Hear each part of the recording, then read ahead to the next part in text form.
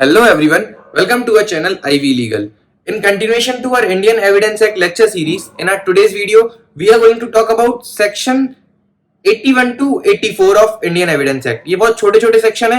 यहाँ पर सिर्फ एक ही बात को डिस्कस करना है कि कोर्ट कब कब मैंडेटरीली प्रिज्यूम करेगा with regards to documents, with regards to maps, charts, notifications, gazettes, newspapers और बाकी सारी सिचुएशंस में कोर्ट को मैंडेटरीली कब प्रिज्यूम करना पड़ेगा the genuineness of all these things. ठीक है, सेक्शन 81 के बारे में बात करेंगे पहले कि सेक्शन 81 बताता है presumption as to gazette, newspaper, private acts of parliament और any other document if these all documents और गैजेट्स, डॉक्यूमेंट्स और newspapers are in a proper custody are kept in accordance with law, then court will presume the genuineness of these documents. मतलब जरूरी क्या है कि ये gadget, newspaper और other documents proper custody में रखे हों. अगर these are kept in accordance with law, then in that case court shall presume the genuineness of these documents, the genuineness of these newspaper, the private acts of parliament or of any other document if these are kept in proper custody.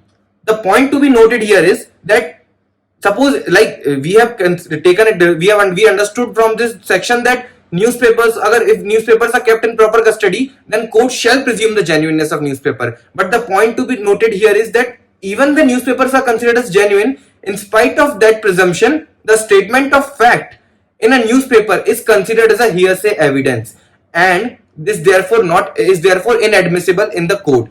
This was held in the case of Swaroop versus State of Rajasthan, Ram Swaroop versus State of Rajasthan.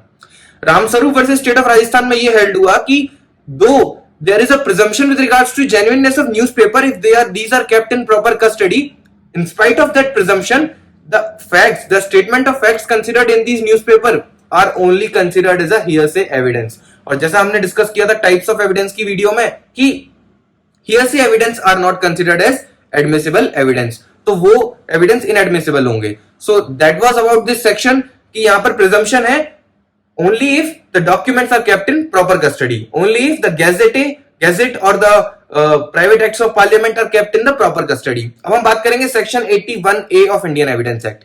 81A किस बारे में बात करता है?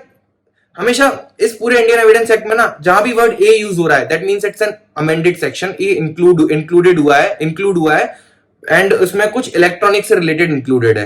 ठीक है, क्योंकि modifications हुए विद टाइम तो हमने चीजें इलेक्ट्रॉनिक डॉक्यूमेंट्स कंसेप्ट में आए, इलेक्ट्रॉनिक डॉक्यूमेंट्स का यूसेज बढ़ा, तो एविडेंस एक्ट को इलेक्ट्रॉनिकली एक्सपांड करने के लिए उसका मतलब अमेंडेड सेक्शंस इंक्लूड किए गए, इंसर्ट किए गए. तो सेक्शन 81 बात करता है presumption as to gadgets in electronic form. अब अभी हम बात कर रहे थे नॉर्मल गैजेट की. अब जो अदर गैजेट्स हैं which are in electronic form, उसके बारे में भी कोर्ट क्या प्रिज्यूम करता है? Court shall presume the genuineness of every electronic record purporting to be the official gazette if such electronic record is kept in accordance with the law and in proper custody. Point same है, बस change क्या हुआ है कि gadget की जगह electronically अगर वो ऑफिशियल गैजेट रखा हुआ है मतलब वो इलेक्ट्रॉनिक फॉर्म में है, कोई भी electronic record if it is purporting to be any official gazette then and if the same is kept in electronic form तो कोर्ट उसको genuine मानेगा तब जब if it is kept in proper custody, if it is kept in electronic form it must be kept in accordance with law. वो अगर proper custody में है तो उस केस में कोर्ट उसकी genuineness को presume करेगा. Now talking about section 82 जहां पर बताया गया है कि presumption as to documents admissible in England without proof of seal or signature. यहां पर इंग्लैंड का एस्पेक्ट जोड़ा गया है कि अगर इंग्लैंड में suppose when a document is produced before a court, ठीक है, which according to the laws of England or according to the laws of Ireland that are admissible without the proof of seal or signature, then in that case the court shall presume the genuineness of the signature and seal of the document, and it shall also presume that the person who has signed the document has held the required official character at the time of signing the document. Point here is कि अगर कोई document as per the laws of England और Ireland is admissible without proving the sign and seal and signature, then in that case if it is produced before the court in India, the Indian court shall presume that the seal and signature is genuine on the document. Additionally, the person who has signed the document has held the required official character at the time of signing the document. So point here is कि अगर England के court अगर document को admit करते हैं without the proof of seal signature, तो हमारा Indian court ये प्रिज्यूम करेगा कि इन सारे डॉक्यूमेंट्स को एडमिट कर सकते हैं, and court will presume the genuineness of the documents, court will presume the genuineness of the documents of the seal and signature on the document. So this was about section 82. Now talking about section 83, which deals with presumption as to maps or plans. मतलब कि जो भी map और plan बनता है under the authority of central government और under the authority of state government, कोई भी आप मैप बनाओ या प्लान बनाओ, किसी भी चीज का कोई प्रोजेक्ट है, कोई इंफ्रास्ट्रक्चर प्रोजेक्ट है या कोई बिल्डिंग का कंस्ट्रक्शन है, उस चीज का कोई मैप बन रहा है, तो कोई भी मैप या प्लान या किसी रूट, किसी स्टेट, किसी डायरेक्शन, मतलब किसी एरिया को एनरूट करने के लिए कोई मैप है, तो if basically court shall presume the maps और plans purporting to be made under the authority of central government और state government as genuine, as accurate. कोई भी मैप या प्लान जो सेंट्रल गवर्नमेंट या स्टेट गवर्नमेंट की अथॉरिटी के under बन रहा है, तो उसको कोर्ट प्रिज्यूम करेगा the genuineness of such document. Court will presume that these maps and plans are accurate. Now comes the point to be noted here that अगर मैप्स और प्लान्स की जेन्युइननेस को तो कोर्ट प्रिज्यूम करेगा अगर वो central government और state government की अथॉरिटी में बने हैं, but the cause for such maps और plans must be proved before the court that the said cause was accurate. किस कारण से ये मैप और प्लान बन रहा है, क्या वजह थी, क्या रीजन है, what is the cause for such map और प्लान, ये आपको कोर्ट में प्रूव करना पड़ेगा कि ये कॉज, जिस कॉज के कारण ये मैप और प्लान बना है, that cause is accurate, that cause is genuine. किसी इलीगल काम के लिए, किसी भी इनवैलिड तरीके से, किसी भी इलीगल काम के लिए आप कोई भी मैप या प्लान बनाओगे तो वो कोर्ट जेन्युइन नहीं मानेगा। कोर्ट सिर्फ मैप और plan under the authority of central government, state government बना है, ये जेन्युइन मान लेगा कि हाँ ठीक है बन गया, बट इसका जो कारण है वो जेन्युइन है या नहीं, इस चीज को आपको प्रूव करना पड़ेगा। The cause for the map और plan must be prove before the court that the said cause was accurate. So this was about section 83.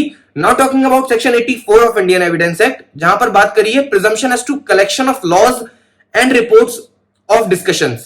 तो बेसिकली आपने बहुत बार देखा होगा, जो लॉ स्टूडेंट्स हैं या जिन्होंने लीगल रिसर्च में टीम में काम किया है, तो जिनके पास लीगल बैकग्राउंड है, उनको ये पता होगा कि AIR बुक्स आती हैं, ठीक है, तो वहां पर और स्टेट लॉज की बुक, बहुत सारे स्टेट लेवल्स पे भी बुक्स इशू होती हैं जो पब्लिश होती हैं, which contains the judgments of that entire state, और which contain all India report book होती है, जो उसमें भी जजमेंट्स होते हैं, वो एंटायर पूरे इंडिया में जो बेसिक सुप्रीम कोर्ट के जजमेंट्स होते हैं, वो उन सारे जजमेंट्स की रिपोर्टिंग होती है उन बुक्स के अंदर।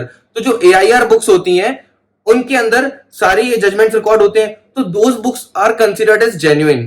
कोर्ट उन बुक्स को प्रिज्यूम करेगा that these books are genuine. वो कोर्ट ये बताता है कि इन दिस सेक्शन ये बताते हैं कि court shall presume the genuineness of every book printed published under the authority of government of any country which contains the laws of that country. मतलब कि इंडियन कंट्री में अगर कोई बुक इश्यू होती है which is under the authority of government और वो contain करती है इंडियन लॉज को, तो कोर्ट उसकी जेन्युइननेस प्रिज्यूम करेगा, provided that the said book is printed और published under the authority of government. उस केस में कोर्ट उसकी जेन्युइननेस को प्रिज्यूम करेगा।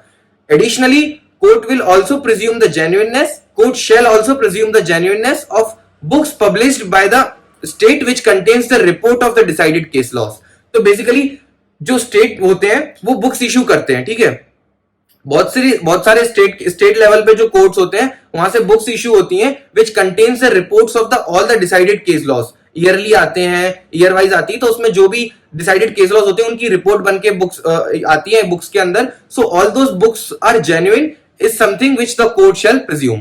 तो ये था सेक्शन 84, जहां पर हमने बात करी थी कि बुक्स जो रिपोर्टेड केस लॉज को इंक्लूड करती हैं या any books which is printed और published under the authority of government of that country which contains the law of that specific country, उस केस में court shall presume the genuineness of such book which is printed or published under the authority of government. This was all about section 84.